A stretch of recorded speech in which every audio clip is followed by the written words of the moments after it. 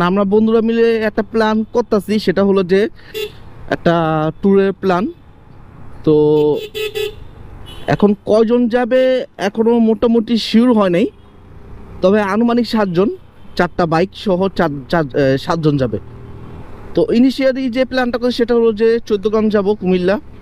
তো ওইখানে বন্ধু বাসা আছে, ওইখানে থাকবো। তারপর দিন হয়তো চট্টগ্রামের দিকে রওনা হবে, তারপর জানি না।